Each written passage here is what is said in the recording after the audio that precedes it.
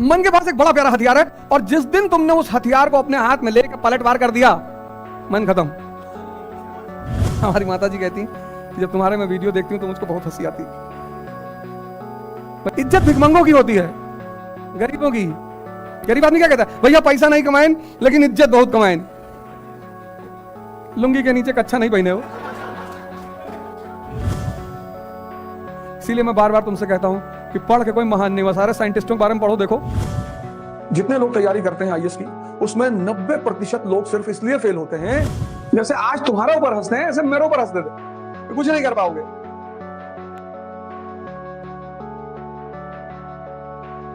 आराम से इंटरेक्ट करो, चिंता की बात मत करो।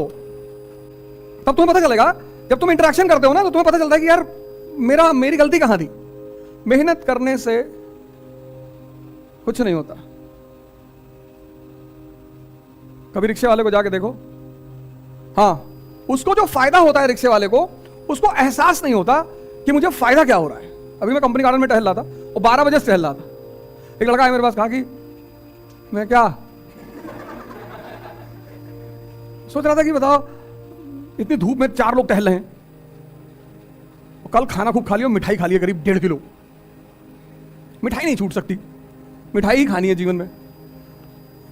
और मीठा खाने का एक नियम है, 1 किलो मिठाई मतलब 10 किलोमीटर की दौड़। और कल दौड़े ही नहीं तो वो सारा मीठा जो कन्वर्ट ही नहीं हो पाया। तो आज चला है 12 बजे कंपनी गार्डन, तो हमें 2 सीन पैरेलल चल रही थी। एक सीन क्या थी, एक लड़का था 13-14 साल का, खुदाई कर रहा था फावड़ा लेकर, और पसीना बह रहा था उसके ठीक सामने एक जोड़ा बैठा हुआ था उसी उम्र का। आमने सामने सीन थी, गेट नंबर 3 जाओगे तो देखो कि वहां खुदाई चल रही है। गेट नंबर 3 के पास कुछ नाला वाला बना रहे हैं, कुछ बना रहे होंगे, कुछ बना रहे हैं शायद, हाँ।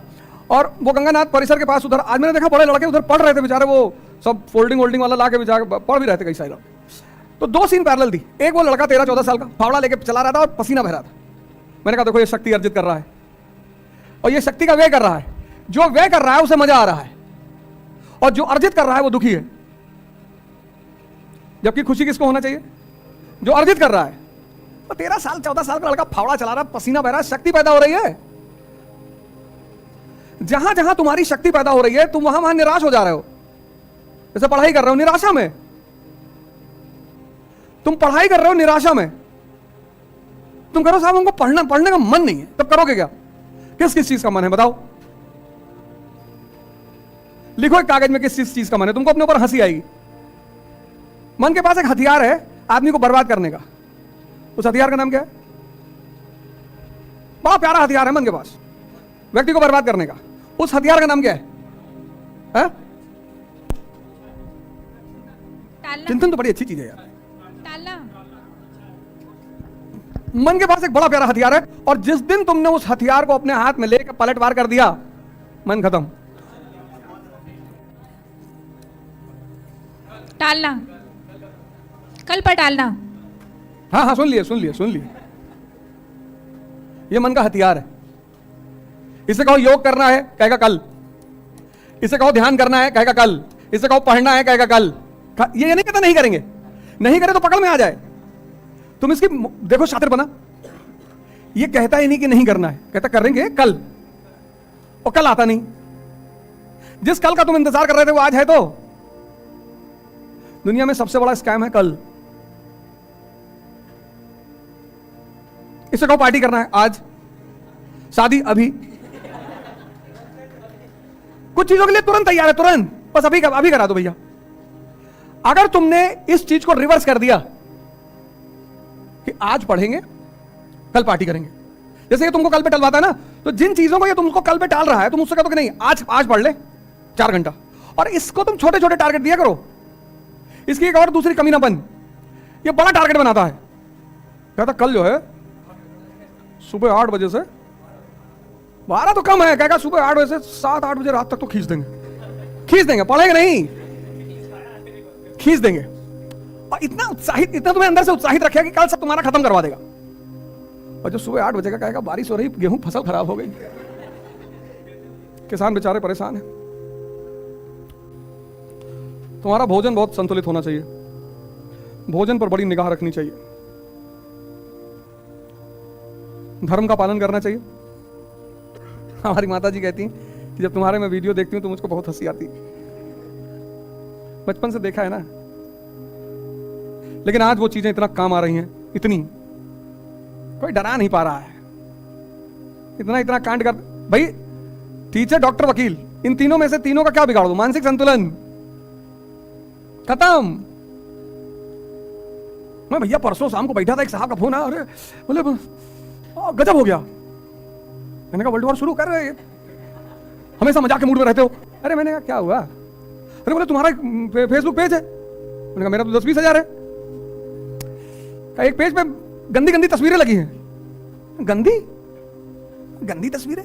मैं सोचा गोबर ओबर का तस्वीर डाल दिए होंगे साले, वही गंदी हुआ। मैंने कहा लिंक भेजो, लिंक भेजा तो देखा नग्न तस्वीरें थी उसमें। मैंने कहा तुम गलत बोले, नग्न तस्वीरें हैं। अरे गंदी नहीं है? मार देंगे मुक्का के, मारे हाहाकार मचा। अरे कितनी बेइज्जती हो रही। मैं कौन सा मुगल फैमिली से हूं कि मेरी इज्जत है? इज्जत भिखमंगों की होती है, गरीबों की। गरीब आदमी क्या कहता है? भैया पैसा नहीं कमाएं लेकिन इज्जत बहुत कमाएं। लुंगी के नीचे कच्छा नहीं पहने हो। कभी जिंदगी में फालतू चीजों के चक्कर में मत पड़ना। अगर तुम जीवन में फालतू की चीजों के चक्कर में पड़े तो तुम गए, तुमको समाज उलझा देगा, तुमको समाज उलझा देगा। मेरी शादी थी यहीं इलाहाबाद में हुई, ससुराल में यही है, इसीलिए यहां टिके रहने का बताया। पर मैं जाता नहीं कभी। और जब मैं जिस दिन 1 मई को शादी हुई थी, आ रही 1 मई, मैं यहां पहुंचा, दाढ़ी बड़ी, टी शर्ट पहने, जीन्स पहने और वो शूज। तुम्हारे एक सीनियर थे, कहीं भैया तुम्हारी शादी है आज। हमने कहा तो? अरे बोले दाढ़ी वाड़ी तो बढ़वा लो यार। अरे मैंने कहा सर कैसी बातें कर रहे हो, दाढ़ी से शादी होगी? तो यही एक दुकान है आगे, जो खादी आश्रम आश्रम वाली लाइन नहीं है, सिविल लाइंस में उस तरफ मेन मार्केट जो है सुभाष चौराहा वाली, वहीं पे एक आरिफ भाई दुकान है। तो वो बेचारे उनको बुलाए, कहे पागल वागल हो, बेइज्जती हो जाएगी। कोई बेइज्जती नहीं होगी, मिडिल क्लास की कोई बेइज्जती नहीं होती, तुम चिंता मत किया करो। ये जो शाही वर्ग है ना, ये हम लोग को 2-3 बातों पे डराता है। कहता तुम्हारी इज्जत चली जाएगी, गई है ही नहीं। ये तुमको इन सब चीजों से बांध लेगा, डराएगा तुमको, जेल चले जाओगे। हाँ तो इतने राजनेता जेल गए, किसी की इज्जत गई? मनीष सिसोदिया अंदर, राहुल गांधी जी जाने की तैयारी कर रहे हैं, कह रहे जमानत नहीं ले रहे हैं, जमानत ही नहीं ले रहे हैं। पार्टी परेशान है कि भैया जमानत तो ले, हाई कोर्ट में अपील करो। कहा अपील ही नहीं करेंगे, चुनाव आ गया, और राहुल जी जेल चले आएंगे, उनकी बहन घूमेगी देश भर में, मेरे भाई को बंद कर दिया। लालू जी इतने दिन अंदर रहे, और हमारे श्रद्धेय भगवान कृष्ण पैदे भाई हुए। ये सब टेंशन मत दिया करो फालतू का। देखो हमारे गांव में, हमारे घरों में, कभी कभी हमारे परिवारों में तुम देखो पैसा नहीं है, लेकिन इस फालतू की चीज के लिए लोग ब्याज पे पैसा लेके काम करते हैं। सबने देखा होगा, कोई ऐसा थोड़ी मैंने देखा है, सबने देखा होगा। हाँ बिटिया बड़ी वाली जब हुई तो माता जी ने कहा मुंडन करना पड़ेगा, करवा लो, कम से कम 500 आदमी खाने आएंगे। मैंने कहा गांव लूटने जाना है, 500 आदमी खाने, 2-4 लोगों को खिला दो। अरे भैया जमार के लो, अबे भाड़ में गए जमार के लो, हाँ पैसा नहीं है, गोली खरीदने का पैसा नहीं, तुम जो है 500 लोग खड़ा कर दो, डाका डालने, फिर तुम बदतमीजी वाली बातें कर रहे हो। अरे तो कहां से दें तुमको पैसा? मैंने कहा फालतू की कोई नाटकबाजी घर में नहीं होगी, मुंडन कराइए और 2-4-5 लोग जो है उनको भोजन कराइए और खत्म। सब फालतू की चीजों के चक्कर में कभी मत पड़ना, नहीं तो ये चीजें तुम्हारे दिमाग में कभी नहीं बैठेंगी। भारतीय दर्शन ने मुझे देखना सिखाया और पाश्चात्य दर्शन ने मुझे सोचना सिखाया। इसलिए भारत में फिलॉसफी एक बड़ा प्यारा सब्जेक्ट है। और भारत में शब्द क्या है? दर्शन। दर्शन मतलब देखना। तुम्हारे पिता ने जब तुम इतने बड़े थे, तुम्हारा पेशाब साफ किया, तुम्हारी पॉटी साफ की, तुमको अपने हाथ से खाना खिलाया, तुमको अपने कंधे बिठा घुमाया। अब हो सकता है तुम्हारी विचारधारा उनसे ना मिलती हो सकता है, चलो ठीक है, अभी नहीं मिल रही है, लेकिन उस पुराने जो कर्ज का ब्याज चल रहा है उसको भूल जाओगे? अगर 6 साल की उम्र में तुमको चाय की दुकान पे भेज दिया होता तो खत्म हो गए होते।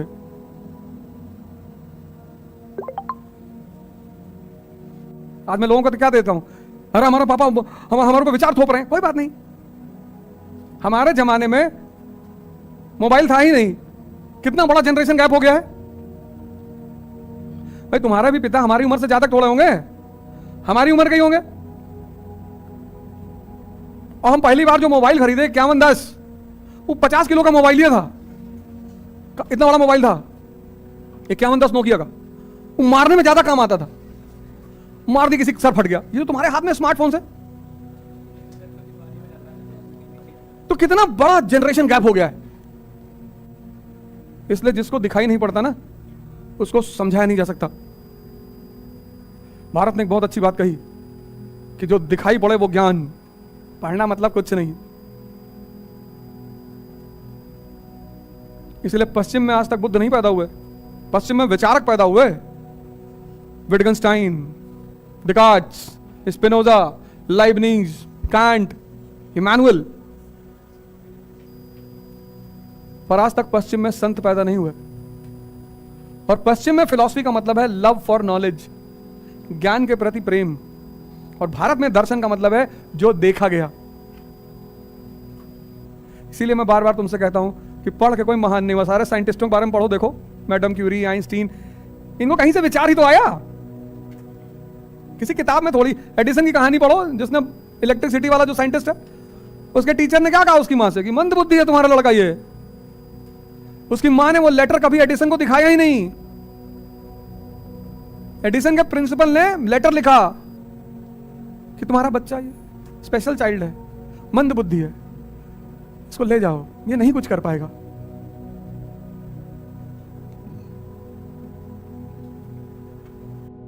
तुम्हारा दिमाग कमजोर नहीं है, तुम्हारा दिमाग खराब है। मेरा भी खराब था।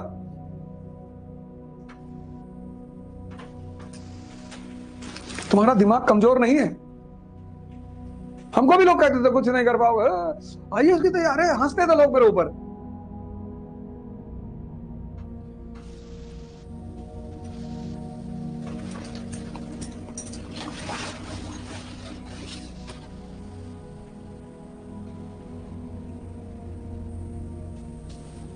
जैसे आज तुम्हारे ऊपर हंसते हैं, ऐसे मेरे ऊपर हंसते थे कि कुछ नहीं कर पाओगे। ये कर लो, किराने की दुकान खोल लो, गारमेंट की शॉप खोल लो।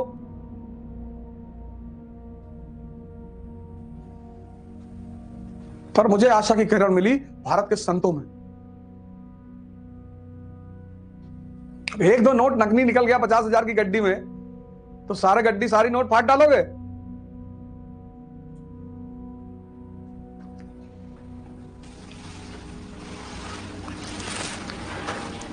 और पांचवा, जब आप कभी कभी फंसे होते हो और इमीडिएट सॉल्यूशन निकालने की कोशिश करते हो, यह इमीडिएट सॉल्यूशन निकालने का दुष्परिणाम। शॉर्टकट निकालने की कोशिश करते हो, जल्दी भागने की कोशिश करते हो। जितने लोग तैयारी करते हैं आईएएस की, उसमें 90% लोग सिर्फ इसलिए फेल होते हैं क्योंकि वो जल्दी में है। आईएएस की तैयारी 2 साल की तैयारी है, 1 साल की सिर्फ कोचिंग है।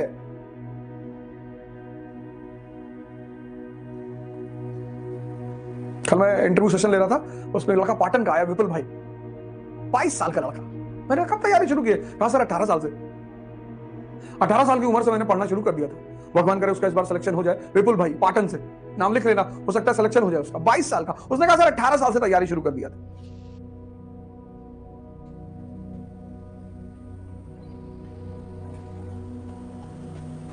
ये तैयारी 1 साल की नहीं है।